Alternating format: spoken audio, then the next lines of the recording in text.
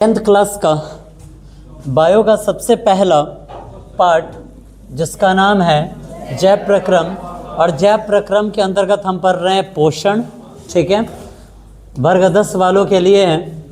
ठीक है, इस चैप्टर में आज सबसे पहले जो हम पढ़ने वाले हैं वो क्या है? हो आमाशय है। ठीक है, प्रश्न है कि आमाशय क्या है। ठीक है, तो देखिए आमाशय एक चौड़ी थैली जैसी रचना है जो उदर गुहा के बाईं ओर से शुरू होकर अनुप्रस्थ दिशा में फैली होती है। ठीक है, कहा जा रहा है कि जो आप देख रहे हैं आमाशय, ये जो आमाशय है ये कहाँ है? ये मनुष्य के उदर गुहा में यहाँ पर उपस्थित रहता है, यहाँ पर ये अवस्थित रहता है। ठीक है, अब मैं बता रहा हूँ, अभी नया कट ऑफ आया है नेट वालों का, शायद मैं बताया था। जो बच्चे 12th कर जाएंगे उसके बाद नेट के एग्ज़ाम में जो रिजर्वेशन कैटेगरी में आते हैं, अगर उनका नंबर 40 आ रहा है तो उनका नंबर 40 आ रहा है, सुनने में कितना बढ़िया लग रहा है, लेकिन माइनस में -40 आ रहा है, यानी कि एको को नंबर लाने की ज़रूरत नहीं है, आपको खाली मेहनत करना है का चीज़ में, तो गलत आंसर भर के आना है। गलत आंसर भरने के लिए आपको मेहनत कर लेना है। अगर आप उतना भी कर लेते हो, अगर आपका -40 नंबर आ रहा है तो आप बन जाएंगे डॉक्टर। अभी कौन सा डॉक्टर पता है? MBBS MD आपको मिलेगा कॉलेज। ते बउआ तोहनियो डॉक्टर उक्टर बनना ना, तो हमरा बता देना कि हम वही -40 वाला में है। बीमारी से मरना पसंद करेंगे लेकिन तुम लोगों से इलाज न करवाएंगे। वो दादा क्या पता कि सुइया में कहीं अब -40 है, यानी कि अक्ल बुद्धि उतना ही होगा। कहीं भोंकना है, कहीं भोंकना है, बुखार ठीक होने का सुई, और कहीं उसी में मुसमड़वा दवाई खींच के भोंक दिया तब तो हो गया। बात समझ रहे हैं? ये किस चीज़ को दर्शा रहा है पता है? एक और मैं आपको ये सच्ची कहानी, और किसी दिन मैं आपको पेपर का कटिंग दिखा दूंगा।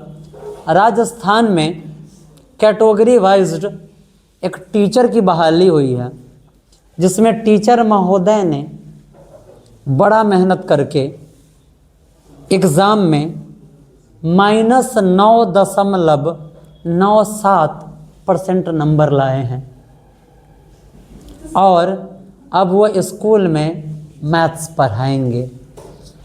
जो सरकार है उनका मानना है कि जो रिजर्वेशन कैटेगरी है और उसमें जितनी सीटें थी उस कैटेगरी के हिसाब से जब अभ्यर्थियों का चयन किया गया, तो चयन में उस सीट के हिसाब से उस सीट पर वो व्यक्ति भी आ पहुंचा है, इसीलिए उसको जॉब देना कहीं से गलत नहीं है।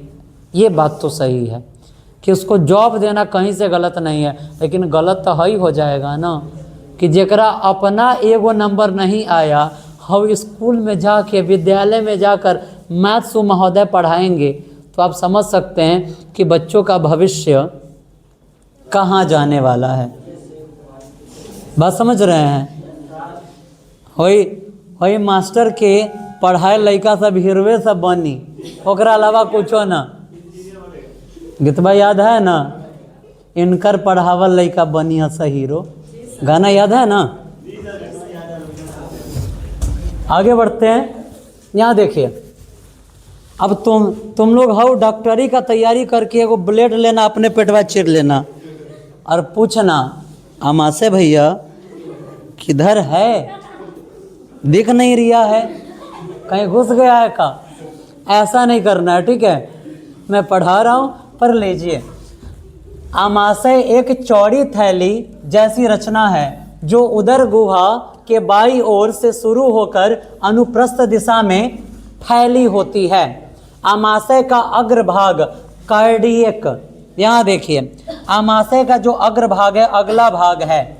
कौन सा भाग? अगला भाग। ये वाला जो भाग है, इस भाग को हम क्या कहेंगे? इस भाग को हम कहते हैं कार्डियक। क्या कहते हैं बाबू? कार्डियक कहते हैं। क्या कहते हैं? अगला भाग कहलाएगा इसका कार्डियक। उसके बाद तथा पिछला भाग पाइलोरिक भाग कहलाता है। ये जो पीछे वाला भाग है, इस पिछला भाग को हम क्या कहेंगे? इसे हम कहते हैं पाइलोरिक। पाइलोरिक क्या कहते हैं? पाइलोरिक कहते हैं। और उसके अलावा इन दोनों के बीच का भाग है, जो बिचला भाग बच रहा है, इस बिचला भाग को हम क्या कहेंगे? इस बिचला भाग को हम कहेंगे फुंडिक। क्या आप कहेंगे बाबू? इसे हम कहेंगे फुंडिक। फुंडिक, ठीक है। यानी कि एक जो आमाशय है वो कितने भागों में बटा होता है? एक आमाशय 3 भाग में बटा होता है, जिसमें सबसे पहला वाला भाग कार्डियक, लास्ट वाला भाग पाइलोरिक और बीच वाला भाग क्या है? फुंडिक है, ठीक है। आगे हम बढ़ेंगे। कहलाता है आहार नाल के अन्य भागों की तरह आमाशय की भीतरी दीवार पर स्तंभाकार एपिथीलियम कोशिकाओं का अस्तर होता है। कोशिकाओं का यह अस्तर जगह जगह अंदर की ओर धंसा रहता है। इस धंसे भागों की कोशिकाएं आमाशय की ग्रंथि या जठर ग्रंथि का निर्माण करती है, ठीक है। जब आपसे ये पूछे कि ए बाबू बताओ कि जठर ग्रंथि का निर्माण कैसे होगा, जठर ग्रंथि का निर्माण कैसे होगा, है ना?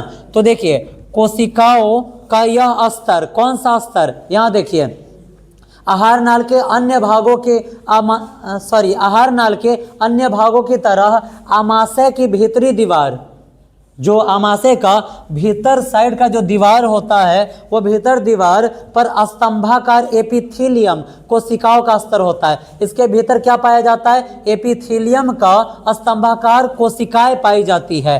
कोशिकाओं का यह स्तर, और इसके अंदर जो कोशिकाओं का स्तर होता है वो जगह जगह से अंदर की तरफ धंसल होगा। क्या होगा? जगह जगह से अंदर की ओर धंसा रहता है। इस धंसे भागों की कोशिकाएं आमाशय की ग्रंथि या फिर किस चीज का निर्माण करती है? जठर रस का ये जो जठर ग्रंथि है, जठर ग्रंथि का निर्माण करती है। समझने में कहीं कुछ दिक्कत है क्या?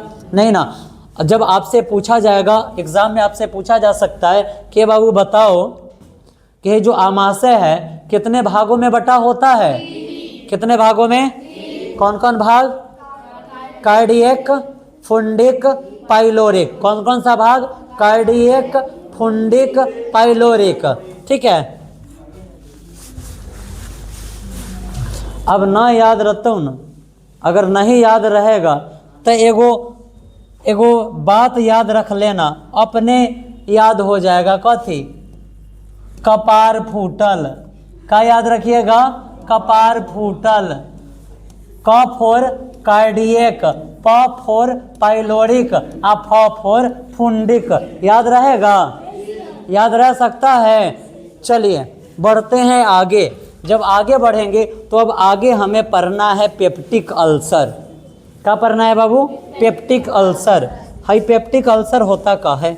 तो देखिए प्रश्न के बारे में बात करेंगे। प्रश्न है पेप्टिक अल्सर किसे कहते हैं, यानी कि पेप्टिक अल्सर क्या होता है।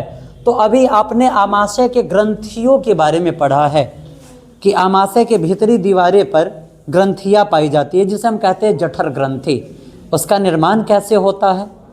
तो विभिन्न कोशिकाओं के उसके भीतर जो कोशिकाएं हैं उसी के द्वारा जठर ग्रंथि का निर्माण होता है। तो आपसे पूछ रहा है कि पेप्टिक अल्सर किसे कहते हैं। तो देखिए आमाशय की ग्रंथियों से कभी कभी अत्यधिक अम्लीय स्राव होने लगता है, ठीक है। जो आमाशय की ग्रंथियां है, बहुत बार क्या होता है तो उससे अधिक मात्रा में जो अम्ल है वो बहने लगता है। अधिक मात्रा में उसमें से अम्ल निकलने लगता है। अम्ल क्या होता है? तो आपको पढ़ाया गया है कि अम्ल एक खट्टा पदार्थ है। अम्ल एक खट्टा पदार्थ है। तो क्या हमारे शरीर में भी अम्ल पाया जाता है? तो बिल्कुल सही बात है। हमारा जो मुख है वो भी अम्लीयता ही है, उसमें भी अम्लीयता ही पाया जाता है। तब तो हम जो पेस्ट से मुंह धोते हैं वो किस प्रवृत्ति का होता है? क्षारीय प्रवृत्ति का होता है, ठीक है। अब देखिए, आप जितने चीज़ खाते हैं जो स्वाद में खट्टा लगता है, सब में क्या चीज़ है? सब में अम्ल है। क्या चीज़ है? सब में अम्ल है। अम्ल के कारण ही सभी खाद्य पदार्थ क्या लगते हैं? जो भी खाद्य पदार्थ खट्टे लगते हैं वो अम्ल की उपस्थिति के कारण ही खट्टे लगते हैं, ठीक है। अब यहाँ देखिए, आमाशय की ग्रंथियों से कभी कभी अत्यधिक क्या स्रावित होने लगता है, अम्लीय स्राव होने लगता है, जिसके कारण इसकी दीवार को सुरक्षित रखने वाले म्यूकस का स्राव घट जाता है। अब देखिए, आमाशय को सुरक्षित रखने के लिए उसमें क्या पाया जाता है, म्यूकस पाया जाता है। लेकिन जब ज़्यादा अम्ल बहता है तब म्यूकस का स्राव कम जाता है। बात समझ रहे हैं, म्यूकस का स्राव कम जाता है। जैसे आपके घर में सब्जी बन रहा है तो सब्जी में नमक का स्राव ज़्यादा हुआ तो टेस्टवा घट गया, होता है या नहीं होता है? होता है ना। यानी कि सारा चीज़ बैलेंस्ड रहना चाहिए, नमक भी सही मात्रा में ही रहना चाहिए, तभी ना जाकर स्वाद का पता चलेगा हो। हाँ, वही कहा जा रहा है कि जब अम्ल अधिक मात्रा में स्रावित होती है तो जो म्यूकस है उसका स्राव घट जाता है, और जब म्यूकस का स्राव घटता है तो क्या होता है मालूम है? ओए, जब म्यूकस का स्राव घटता है तो क्या होता है पता है? ऐसी स्थिति में आमाशय की दीवार की आंतरिक स्तर में कहीं कहीं गोलाकार अंदर की ओर कुछ धंसा हुआ घाव निकल जाता है। जब आमाशय में म्यूकस का स्राव घटता है तो आमाशय के भीतर गोल गोल धंसल घाव हो जाता है। उसी घाव को हम क्या कहते हैं? उसी घाव को हम कहते हैं अल्सर। घाव अल्सर कहा जाता है, या उसी को पेप्टिक अल्सर भी कहते हैं। इसी को हम क्या कहते हैं? घाव अल्सर, या इसी को हम कह देंगे पेप्टिक अल्सर। क्या कहेंगे बाबू? पेप्टिक अल्सर भी इसी को कहा जाता है। यानी कि आमाशय की दीवार पर भीतर के तरफ जो घाव उत्पन्न होता है वही घाव क्या कहलाता है? पेप्टिक अल्सर कहलाता है। अब देखिए, पेप्टिक अल्सर किस व्यक्तियों में होता है, जरा इसको भी देख लेते हैं। तो वैसे व्यक्तियों में जो लंबे समय तक बिना भोजन के अर्थात भूखे रह जाते हैं, उन्हें पेप्टिक अल्सर होने की संभावना अधिक होती है। आई हो बाबा, ढेर देर भूखे रह तो पेप्टिक अल्सर हो जाए ना। सफाई यहाँ से जाना है, अब पहले दूध हड़िया खींच देना है। अब मम्मी पूछेगी कि क्या हुआ है तो बोलना कि हमारे सर जी कहकर भेजे हैं कि जो बच्चा ज़्यादा समय तक भूखे रहेगा ओकरा पेट में पेप्टिक अल्सर हो जाएगा। पेट में एगो सेम के आकार के जैसे पाया जाता है रचना, जिसे हम आमाशय कहते हैं, उसी में घाव हो जाएगा और उसको हम कहते हैं पेप्टिक अल्सर। तो माई अपने कही तोहनी के पेप्टिक अल्सर हो चाहे एप्टिक अल्सर हो, पहले ते बैठ के खाइए ले, होगा ना। चलिए बढ़ते हैं आगे। अगला है क्रमाकुंचन को परिभाषित कीजिए। क्रमाकुंचन को परिभाषित कीजिए। हाई जो आप लोग समझ रहे हैं कि हाई लेग पीस है, हाई लेग पीस हुआ। बाबू, हाई लेग पीस नहीं है, ये हमारे आहार नाल में क्रमाकुंचन को दिखा रहा है।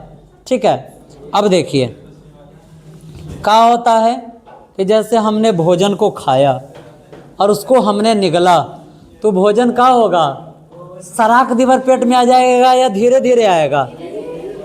और पेट में नली है जिसे आहार नाल कहते हैं। तो जहाँ से भोजन, सुनो, जहाँ से भोजन पास करेगा वहाँ पर नलियावा फूलेगा और उसके आगे पीछे पिचकते जाएगा, अपने साइज में आते जाएगा। जैसे आप लोग देखते हैं ना, दमकल से पानी पटाया जाता है तो जब पनियावा जाता है तो कैसे पैपवा फूल जाता है। अब फिर जब दमकल बंद हुआ तब जो मतलब पाइप है वो पिचक जाता है। वही फंक्शन हमारे शरीर के भीतरी भी होता है। जैसे ये भोजन को हम निगलेंगे, घोटेंगे, तो जो हमारे पेट में नली है ना, तो जहाँ से भोजन गुजरेगा वहाँ पर नलियावा फूलेगा, और जब भोजनवा गुजर गया तो वहाँ पर फिर से पिचकेगा, है ना। तो वही आहार नाल का फूलना और पिचकना, फूलना पिचकना, फूलना पिचकना क्या कहलाता है? क्रमाकुंचन कहलाता है। ठीक है, क्या कहलाता है? क्रमाकुंचन कहलाता है। चलिए, अब इसमें क्या होता है? संकुचन होता है और सिकुड़न होता है, सॉरी संकुचन होता है और शिथिलन होता है। ठीक है, अब यहाँ देखिए क्रमाकुंचन को परिभाषित करें तो मुख गुहा से लार से सना हुआ भोजन, जब आप मुंह में भोजन रखते हैं तो भोजन हमारे मुख में जो लार ग्रंथियाँ पाई जाती है, मनुष्य के मुख गुहा में कितनी जोड़ी लार ग्रंथियाँ पाई जाती है? 3। कौन कौन? अरे सॉरी 4 गो उंगली दिखा रहे, कह रहे 3 गो, लोकेशन मिस्टेक हो गया है ना।